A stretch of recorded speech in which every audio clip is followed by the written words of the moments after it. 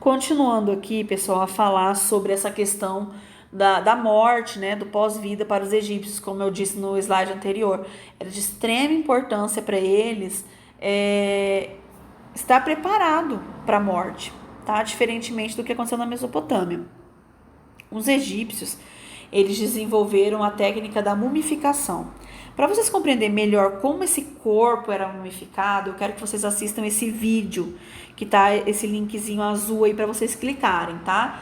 Eu sempre passo ele em sala de aula, é até melhor para vocês compreenderem do que eu tá falando aqui, porque eu não posso tocar na imagem para poder mostrar para vocês, então isso fica um pouco difícil para mim, certo?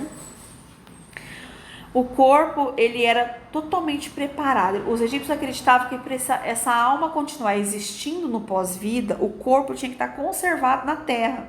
Então eles não podiam destruir o corpo, certo?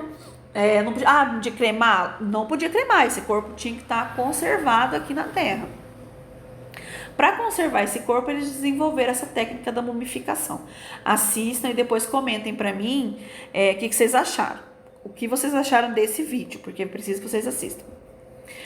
Depois que o corpo era mumificado, passou por todo o processo ali de higiene, de limpeza, para poder conservar, o corpo era enfaixado. Depois que esse corpo era enfaixado, ele era colocado geralmente num sarcófago. E nesse sarcófago continha o livro dos mortos, tá? Que era uma série de instruções de como essa alma deveria proceder nessa jornada do pós-vida. Porque para os egípcios não era só morrer e a alma já ia lá pro paraíso. Não, eles tinham uma jornada imensa para poder chegar até o tribunal de Osíris, aonde essa alma ia ser julgada, para saber se ela iria para esse pós-vida, teria direito ao pós-vida, ou se ela ia deixar de existir. Tá? Então não era simplesmente morrer, por isso que eles se preparavam muito para isso. E esse livro dos mortos, ele tinha canções, orações para ajudar esse falecido. Os sarcófagos, a gente vai ver depois também, era todo cheio de inscrições, de amuletos mágicos. Quando o corpo ele era mumificado, tá? Sempre colocava no peito do falecido, aqui na imagem dá para ver, mas tá bem pequenininho, nessa último quadradinho, ó, tem um negocinho preto, que era um escaravelho. Um escaravelho que para eles era um amuleto mágico, e esse escaravelho representava o coração do falecido, tá? Então esse coração, ele era a fonte ali de todo o sentimento, todas as emoções, de como foi essa pessoa em vida, e esse escaravelho vai ser utilizado lá no tribunal de Osíris, certo? Quando a alma começou sua jornada, ela tem que passar por 42 portões, tá?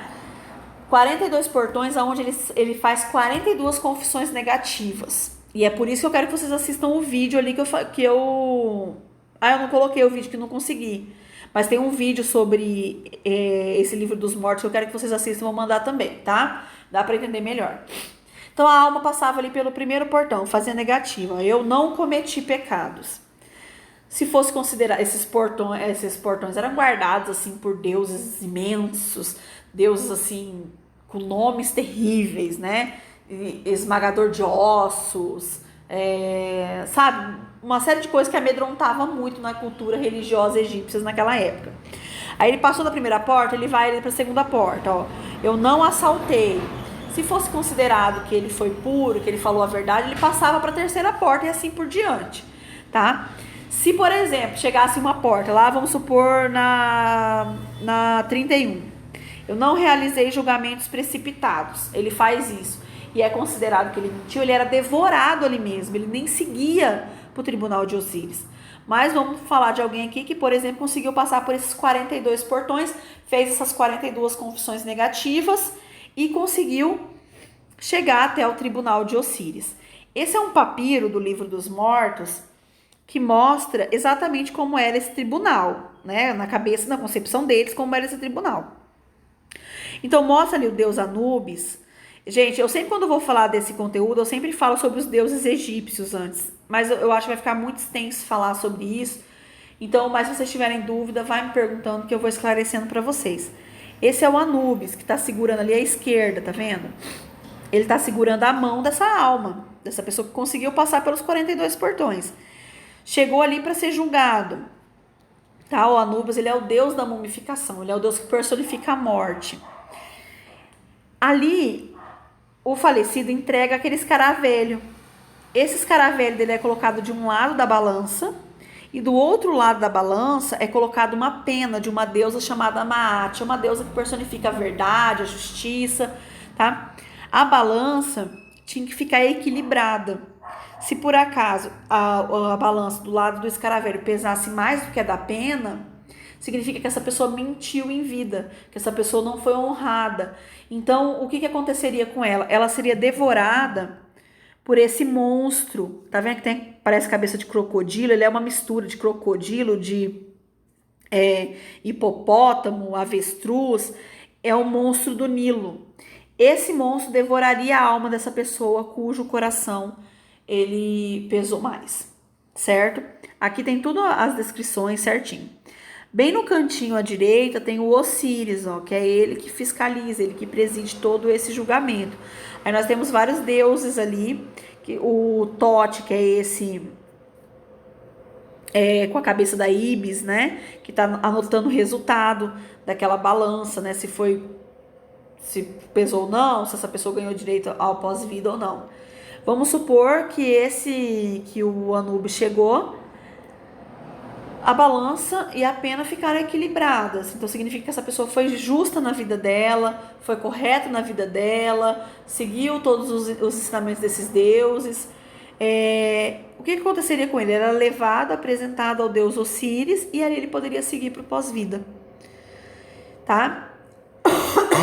Então era isso que eles acreditavam. Para nós cristãos, acreditamos no juízo final, né? A gente já escutou falar sobre isso na igreja e tudo mais. Para eles, olha como era bem mais complexo morrer para eles, né? Como era uma jornada que demorava muito tempo para poder acontecer. Aqui são outros papiros, né, que mostram um representando ali o de cima, representando o tribunal também do Osíris, né, o tribunal dos mortos, embaixo representando para os egípcios como foi que se deu a criação da terra. É um mito que eu explico em sala de aula também, mas ele é meio longo, não vou falar aqui. Os sarcófagos. Então, esses sarcófagos, tá vendo que eles são cheios de inscrições também, ó, por dentro, cheio de inscrições sagradas, porque eles acreditavam que tudo isso ia ajudar a transição do morto para conseguir passar ali no tribunal de Osíris, ok? Tem vários detalhes, também não vou entrar no mérito agora. Se tiver alguma dúvida depois que vocês assistirem o vídeo que eu vou mandar, se tiverem dúvida pode me perguntar que eu vou esclarecendo. É bem interessante. As pirâmides, né? As pirâmides tinham como função abrigar e proteger o corpo do faraó. Então, quando o faraó, depois que ele era mumificado, era colocado no sarcófago, esse sarcófago era colocado dentro de uma pirâmide. Isso foi uma coisa que aconteceu só no Egito Antigo mesmo, lá bem no início do Egito. Ali ficava, tinha uma série de...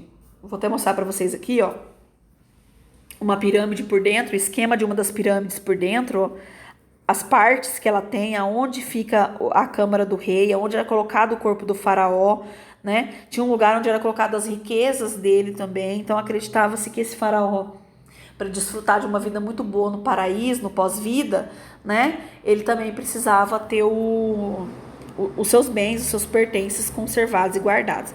Por isso muitas pirâmides tinham portas falsas, entradas meio secretas, né? Algumas pirâmides se descobriu que tinham armadilhas para tentar enganar ladrões, mas era uma coisa muito difícil, gente. Se vocês forem pensar, todo esse pensamento que os egípcios têm sobre a morte, né? O tanto de confissão negativa que ele tinha que fazer, assalto, roubo, criminalidade, não foi uma coisa muito comum no início do Egito, não, tá? Era uma coisa que quase não acontecia.